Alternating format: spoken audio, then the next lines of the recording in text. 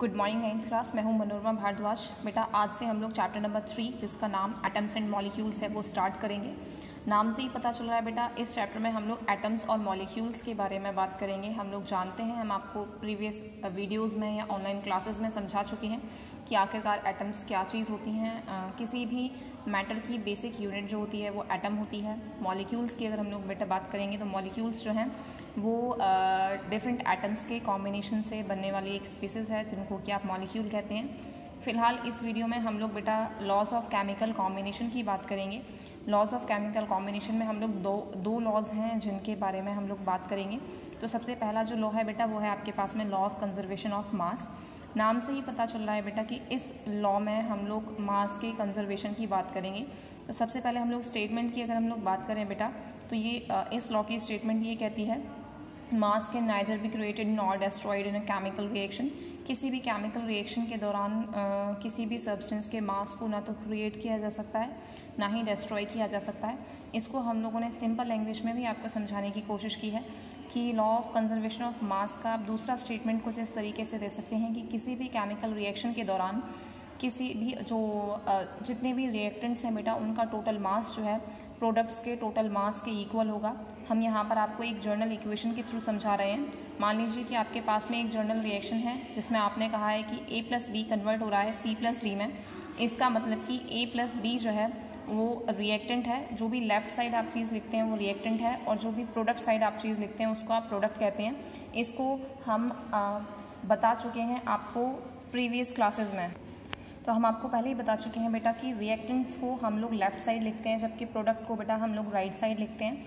तो A plus B को हम लोग रिएक्टेंट्स लिख रहे हैं और C प्लस डी जो है उनको हम लोग प्रोडक्ट्स लिख रहे हैं। तो यहाँ पर लॉ ऑफ कंजर्वेशन ऑफ मास में जैसे कि हमने आपको स्टेटमेंट में पहले ही बताया कि टोटल मास ऑफ रिएक्टेंट जो है वो टोटल मास ऑफ प्रोडक्ट के इक्वल होगा। दैट मीन्स क्या होगा कि mass of A plus mass of B must be equal to mass of C plus mass of D। इस चीज़ को बेटा हम लोग एक क्वेश्चन के थ्रू आपको समझाएंगे। ये जो क्वेश्चन है आपको ये आपका क्वेश्चन है, क्वेश्चन नंबर 1 पेज नंबर 32 जो आपको ब्लू प्रिंट्स क्वेश्चन दे रखे हैं वो क्वेश्चंस हैं। वहाँ पर आपसे कहा गया है बेटा कि 5.3 ग्राम सोडियम कार्बोनेट जो है वो 6 ग्राम एसिटिक एसिड के साथ में रिएक्ट कर रहा है और आपको 2.2 ग्राम ऑफ कार्बन डाइऑक्साइड मिल रहा है, जबकि 0.9 ग्राम ऑफ वाटर और 8.2 ग्राम ऑफ सोडियम एसिटेट जो है वो आपको मिल रहा है। मैं क्वेश्चन को दोबारा से रिपीट कर रही हूँ बेटा कि आपसे कहा गया है इस क्वेश्चन में कि 5.3 ग्राम सोडियम एसिटेट को 6 ग्राम एसिटिक एसिड के साथ में रिएक्शन हो रही है। 2.2 ग्राम आपको CO2 मिल रही है, 0.9 ग्राम वाटर मिल रहा है, जबकि यहाँ पर 8.2 ग्राम आपको सोडियम एसिटेट मिल रहा है। आपको ये चीज़ कही गई है कि आपको इस डेटा की हेल्प से आपको ये चीज़ एनालिसिस करनी है कि ये जो भी आपको कंडीशंस दे रखी हैं कि इस कंडीशन में ये जो गिवन रिएक्शन है क्या वो लॉ ऑफ कंजर्वेशन ऑफ मास को फुलफ़िल करती है या नहीं करती है। तो इसको हम लोग देखते हैं कि हम इसको किस तरीके से कह सकते हैं। देखेंगे बेटा हम लोग फटाफट से। आप लोगों को पता है कि हम अब लॉ ऑफ कंजर्वेशन ऑफ मास हम लोगों को निकालना है तो हम लोग सबसे पहले टोटल मास ऑफ रिएक्टेंट्स की बात करेंगे बेटा।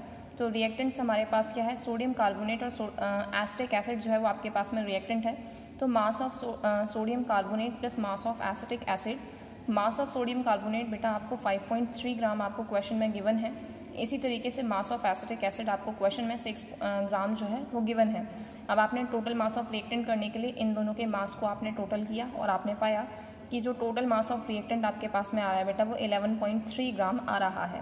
अब हम लोग बेटा टोटल मास ऑफ प्रोडक्ट की बात करेंगे तो आपको प्रोडक्ट जो है CO2 दे रखा है, वाटर दे रखा है और सोडियम एसिटेट दे रखा है। तो टोटल मास ऑफ प्रोडक्ट की अगर हम लोग बेटा बात करेंगे तो आपके पास में क्या आएगा, mass of CO2 plus mass of water plus mass of sodium acetate. अगर हम लोग यहाँ पर बात करें तो क्वेश्चन में बेटा आपको मास ऑफ CO2 जो है वो 2.2 ग्राम दे रखा है, जबकि मास ऑफ वाटर आपको 0.9 ग्राम दे रखा है और मास ऑफ सोडियम एसिटेट आपको 8.2 ग्राम दे रखा है। हमने इन तीनों के मास को ऐड किया और हमने टोटल मास ऑफ प्रोडक्ट जो है वो निकाल लिया। हमें यहाँ पर इस क्वेश्चन में ये चीज़ निकालनी थी कि ये जो भी कंडीशन दे रखी है उसके according law of conservation of mass fulfil हो रहा है या नहीं।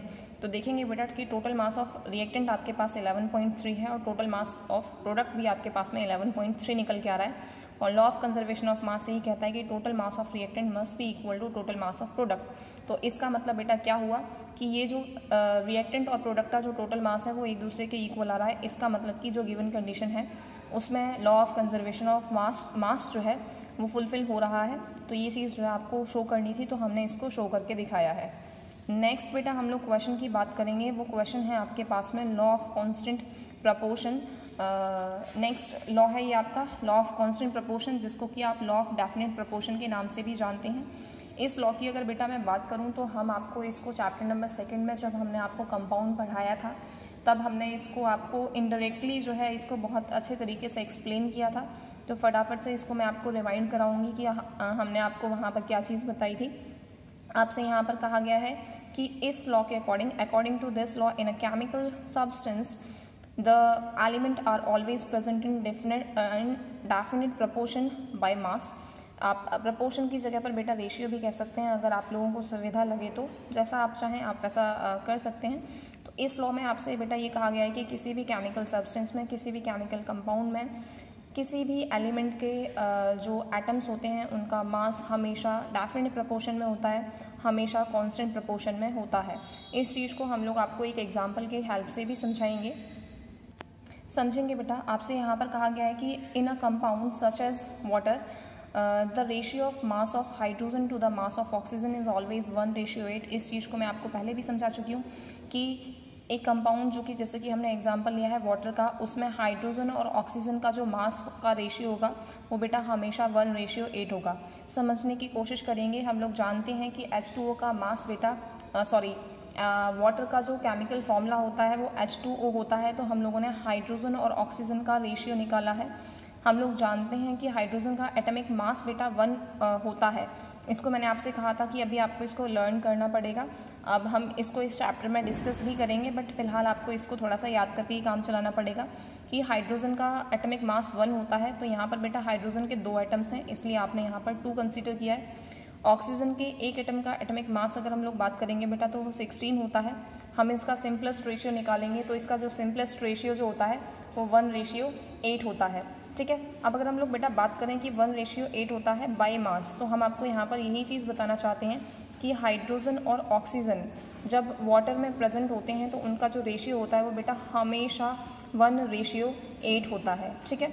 ऐसे ही हम आपको दूसरा एग्जाम्पल दें अमोनिया की अगर हम लोग बेटा बात करेंगे तो इसका फॉर्मूला जो होता है वो बेटा NH3 होता है। और हम यहाँ पर आप लोगों से कहना चाहते हैं कि नाइट्रोजन और हाइड्रोजन जो है हमने यहाँ पर इनका कंपैरिजन किया है। नाइट्रोजन का एटॉमिक मास बेटा 14 होता है, हाइड्रोजन का 1 होता है, जबकि यहाँ पर हाइड्रोजन के 3 एटम्स हैं। तो हम लोगों ने यहाँ पर 3 जो है वो कंसीडर किया है। ठीक है। तो अगर हम लोग अमोनिया में नाइट्रोजन और हाइड्रोजन के मास का कंपैरिजन करेंगे तो वो 14:3 ही रहेगा, क्योंकि हम सिंपलेस्ट रेशियो हम इसको काट नहीं सकते। तो अमोनिया में हमेशा नाइट्रोजन और हाइड्रोजन का जो रेशियो होगा बाय मास हमेशा 14:3 होगा। ठीक है। तो हम यहाँ पर आपको ये बताना चाहते हैं कि किसी भी कंपाउंड में किसी भी एलिमेंट्स का जो भी रेशियो होता है वो बेटा हमेशा फिक्स होता है, कांस्टेंट होता है, डेफिनेट होता है। मैं उम्मीद करती हूँ आपको ये चीज़ समझ में आई होगी। फटाफट से बेटा इस क्वेश्चन को देखेंगे। क्वेश्चन नंबर 2 है बेटा, ये आपको पेज नंबर 33 पर दे रखा है। आपसे कहा गया है कि किसी भी रिएक्शन के दौरान 3 ग्राम हाइड्रोजन जो है वो रिएक्ट करवा मतलब 3 ग्राम हाइड्रोजन कितने ग्राम ऑक्सीजन के साथ में रिएक्ट करेगी कि वो वाटर बना ले। तो यहाँ पर बेटा मैंने इसको आपको बताया है कि 1:8 की फॉर्म में तो वो होता ही है। इसका मतलब क्या हुआ, 1:8 का मतलब है कि 1 ग्राम हाइड्रोजन बेटा 8 ग्राम ऑक्सीजन के साथ में रिएक्ट करके 9 ग्राम वाटर बनाएगी। तो आपसे ये चीज़ कही गई है कि 3 ग्राम हाइड्रोजन बेटा कितने ग्राम ऑक्सीजन के साथ में रिएक्ट करेगी। तो ये यूनिटरी मेथड है, आप लोग इसको अप्लाई करेंगे और मुझे कमेंट बॉक्स में कमेंट करके बताएंगे कि इसका आंसर जो है वो कितना आ रहा है। ठीक है। और अगर इस वीडियो में जो भी टॉपिक आपको समझाया गया है, अगर आपको कहीं पर कोई भी दिक्कत आती है तो फिर आप लोग मुझसे पूछ सकते हैं। Thank you.